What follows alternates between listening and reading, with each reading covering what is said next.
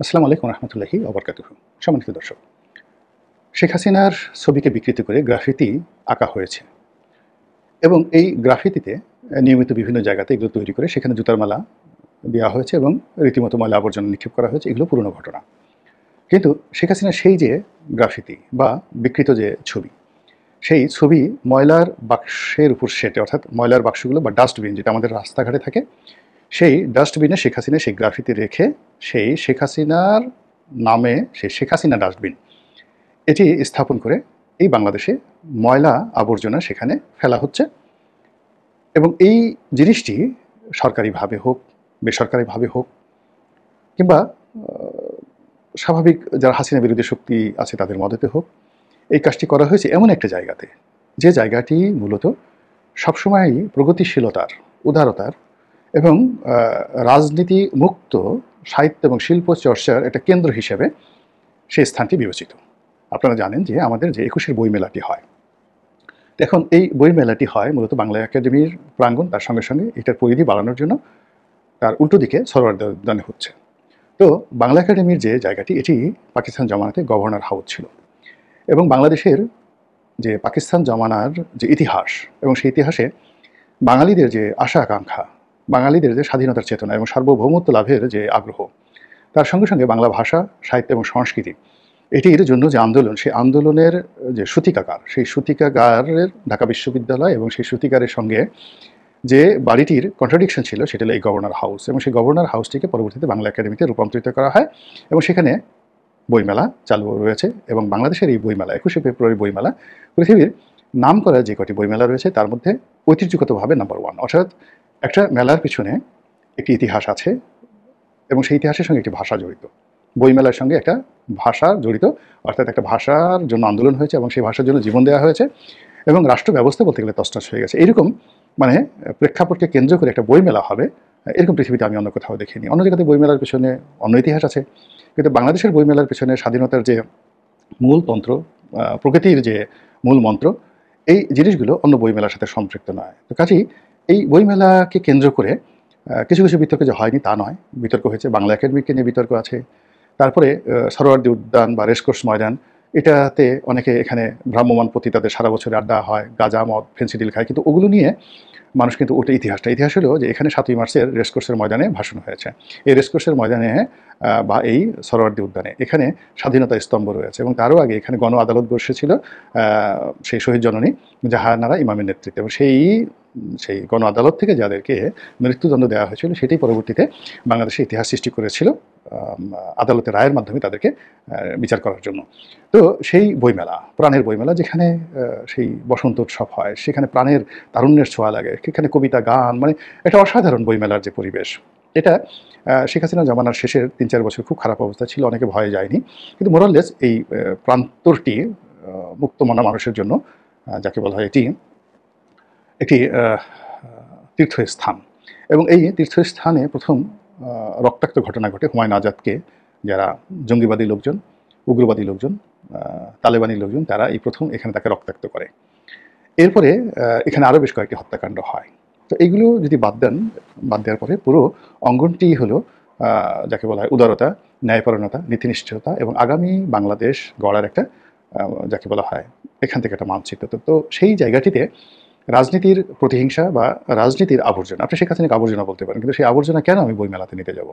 সেই আবর্জনা কেন টিএসসিতে নিতে হবে, ঢাকা বিশ্ববিদ্যালয়ে নিতে হবে? সেই আবর্জনাটা আপনি যেখানে আবর্জনা ফেলেন সেখানে রাখেন।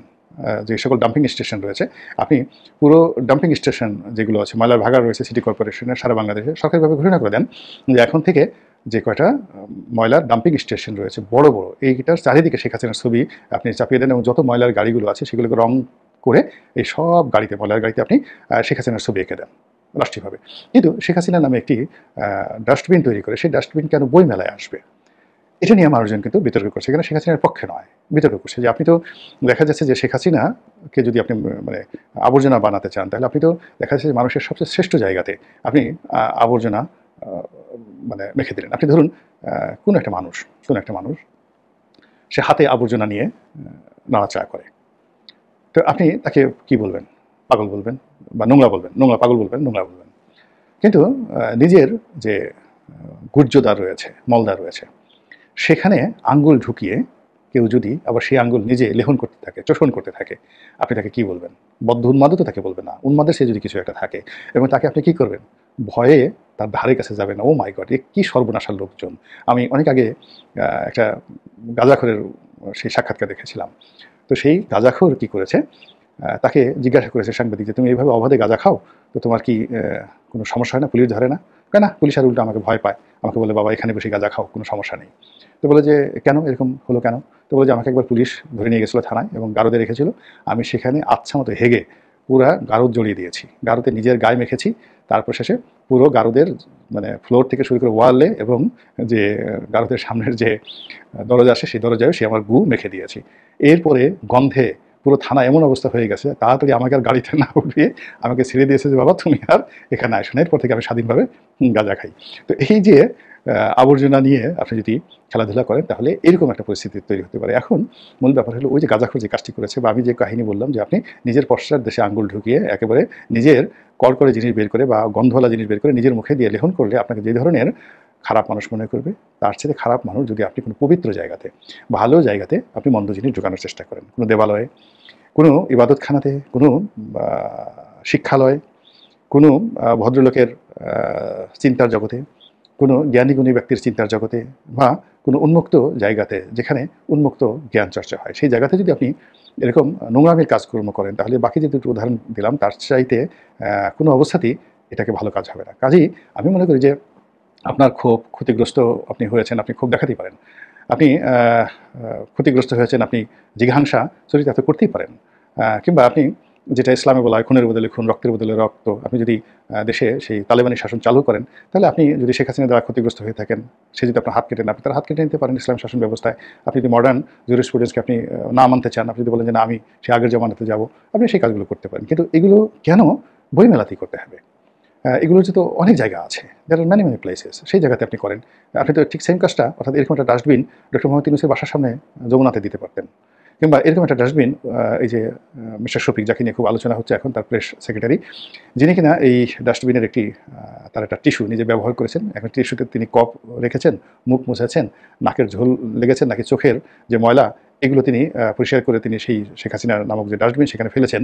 এটা আমি বলতে পারব না। কিন্তু তাকে নিয়ে খুব আলোচনা হচ্ছে। কিন্তু তিনি এই কাজটি তার যদি এত ভালো লাগে তাহলে এরকম একটা ডাস্টবিন বানিয়ে তিনি যে বাসায় থাকেন, অ্যাপার্টমেন্টে থাকেন, সেই অ্যাপার্টমেন্টের সামনে তিনি রাখতে পারতেন। আরও ভালো হতো তিনি যদি তার বাসায় আ রাখতে পারতেন। তারপর আমাদের তো বাসায় যারা আমরা কাজকর্ম করি আমাদের সবার বাসায় ছোট, ছোট ডাস্টবিন থাকে। একেবারে বেডরুমের পাশেও কিন্তু একটা ডাস্টবিন থাকে। আ ছোট, ছোট অনেক সুন্দর, সুন্দর। তো এই জিনিসগুলো ডক্টর মিস্টার শফিক তিনি এরকম তার বেডরুমের জন্য, তার বাথরুমের জন্য এরকম তিনি শেখ হাসিনা নামক একটা ডাস্টবিন রাখতে পারতেন এবং সেখানে ইচ্ছা করলে তিনি তার যে টয়লেট পেপার, টিস্যু পেপার এমনকি স্যানিটারি যে ন্যাপকিনগুলো রয়েছে, তার পরিবারে যারা মহিলা সদস্য রয়েছেন তারাও এই জিনিসগুলো কিন্তু এখানে রাখতে পারত। কেউ কিন্তু এটা নিয়ে কিন্তু আম আলোচনা করত না এবং সমালোচনা এটা তার ব্যক্তিগত বিষয়। তিনি তার টাকা দিয়ে তিনি কিনবেন, তিনি তার